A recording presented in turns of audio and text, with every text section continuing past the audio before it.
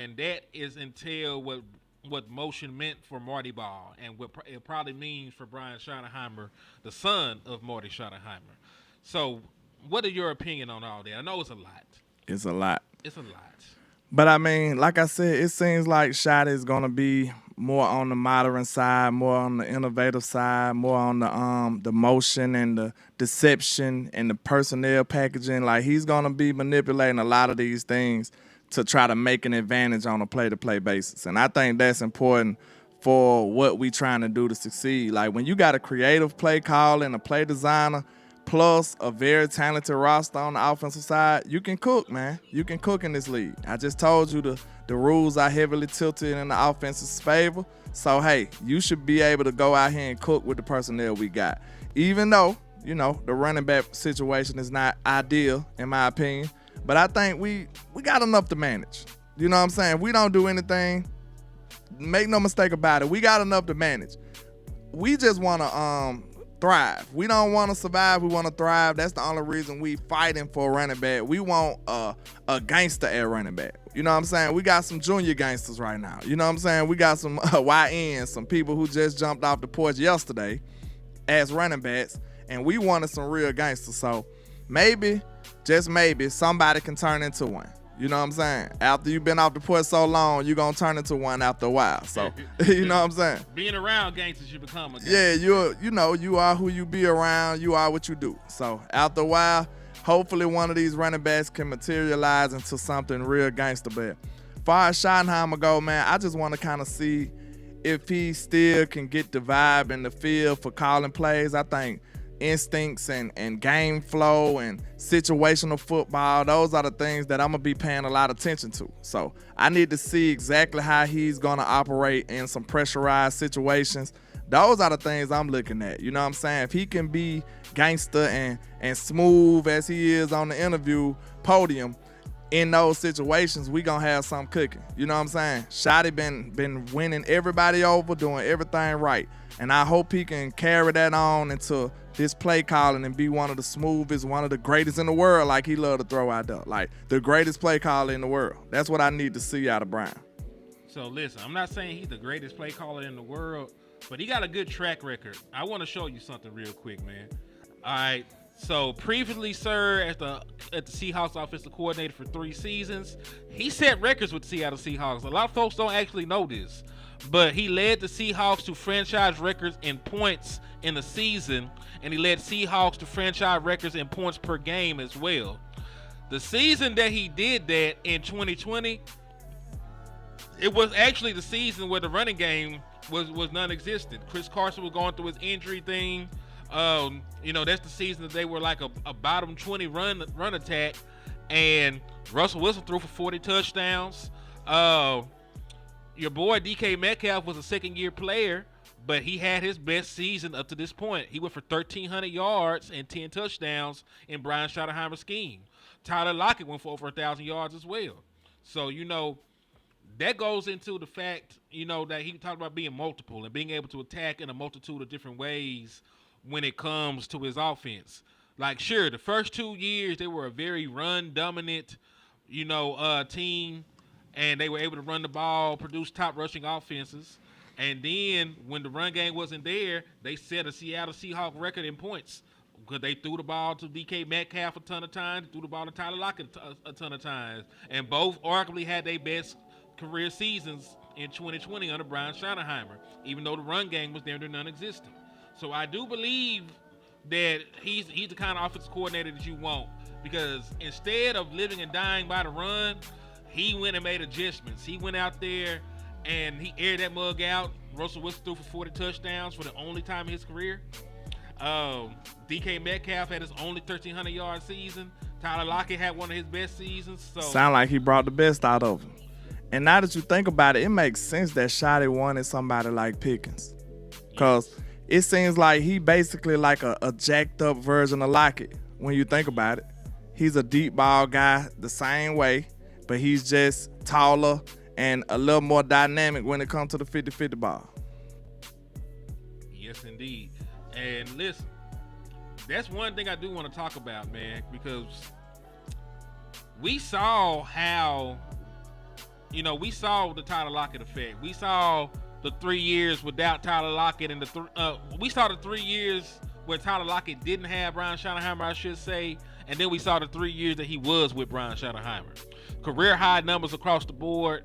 He had a slightly better season in receiving yards in like 2021, but he never hit 10 touchdowns again. He never hit 100 receptions again.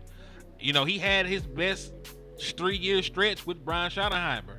And the same thing with DK Metcalf. I don't have a graphic, but he had his best season as a pro with Brian Schottenheimer.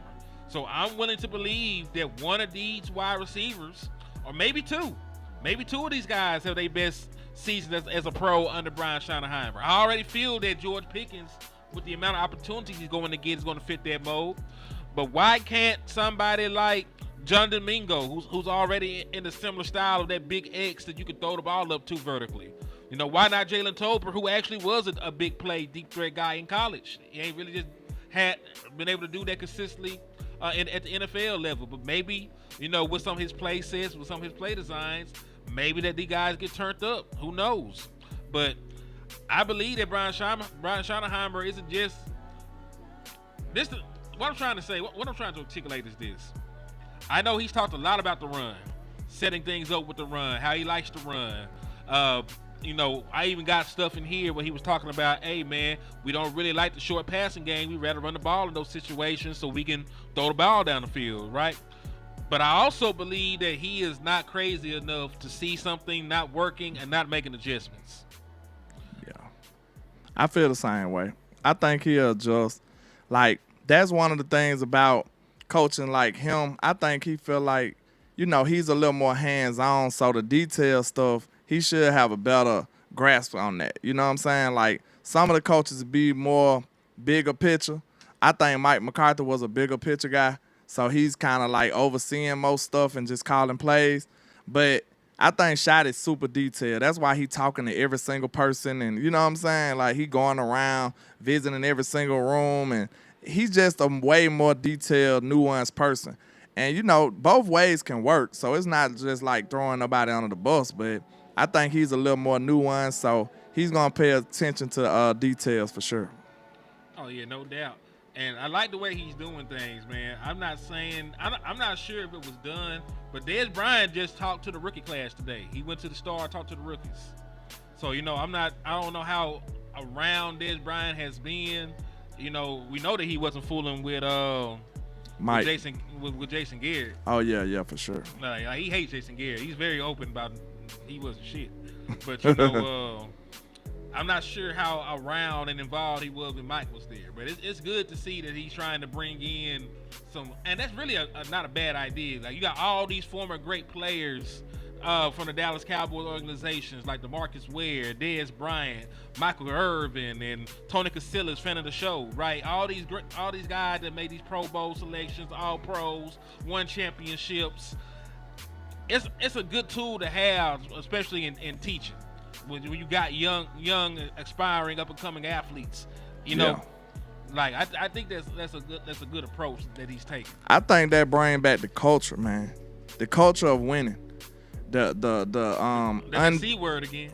What the culture? Yeah, culture. Captain Culture. I think that's his nickname for me, Captain Culture, because I think we know that's one of his biggest emphasis, but I think that's another way he attacked that. You know what I'm saying? Bringing in those old players, reminding us and letting these young guys know what it mean to be a Cowboy, bro. Like, what it mean to be a legendary Dallas Cowboy. Like, this is different. Like, some teams don't have this decorated history that we got, and we sit up and let people disrespect it a lot and for no reason. Like, we need to go a little hard on that. You know what I'm saying? Like, bro, we still the Dallas Cowboys. We still one of the best franchises in football, even if you hate us. And we know we the best. So, you know what I'm saying? We need to demand a little more respect like that. We need to walk like that, talk like that. Like, we need to real life embrace that. And I think that music type situation, I think that's going to help us out a lot, though. Because you want the young guys in their element, man. Like, I ain't saying it's the biggest deal ever, but I mean, I work listening to music. You know what I'm saying? I think everybody work a little better when they listening to music. So if you're not letting them get in their comfort zone, sometimes they might not want to come there. You know what I'm saying? It's like, damn, I gotta go to work. And now I can't listen to nothing. I gotta, you know what I'm saying? But when you change that, now they like, man, I get to go to work. Like, you wanna go to work now. Cause you know you finna still be able to be yourself, be free, have fun with the work. So I think that's a great environment. That's some good camaraderie for the guys, man. So yeah, we looking forward to seeing the results on the field though. That's all I'm waiting on. Hey, facts. You know, that's why I mostly talk X's and O's on here. Because, listen, I love what you're telling me, Shotty. It sounds amazing. But let me do some digging to see what the hell you was over there in Seattle doing. Yeah. Also, shout out to Numbhead Neil. He said, what's up, gents? He said he slapped up 1,052 Eagles fans before checking in. Hand is falling off with all the rot. Because, listen, they are contaminated with, like, salmonella, West Nile virus, and herpes. So, you know, it's like a mixture of nastiness when you touch an Eagles fan. So he shorted us 48 though. He should have went ahead and made it. You know what I'm saying? A pure 1100. The full 1100. His hand would have made it. It's already holding on. We appreciate your efforts though, man. We appreciate your efforts. Man, salute to my guy though, man. Yeah, he said landlord AirPods always in at work. That's landlord for sure. Facts.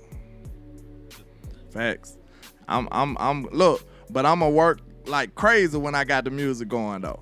See, when you ain't thinking about the work, it make it go way easier. You know what I'm saying? You just working, but you vibing in your head. So yeah, that's a better way to work, man. And look, who work out? Could you imagine working out without music? Hell no. I ain't gonna lie. I done 100% turned around and went back home because I left my headphones. I ain't gonna hold you. Like, hey, that's why I ain't in shape now, probably. But goddamn, I need my headphones. I need my headphones, man. I had to go back home to get them. I can't survive. Sorry. Hey, it is what it is. But like you said, that music shit might help them. Like, hey, instead of being intimidated, they might be too turned going out that mud. You see what I'm saying? And then, like, it's a little aspect to younger players, bro. You might supposed to be scared.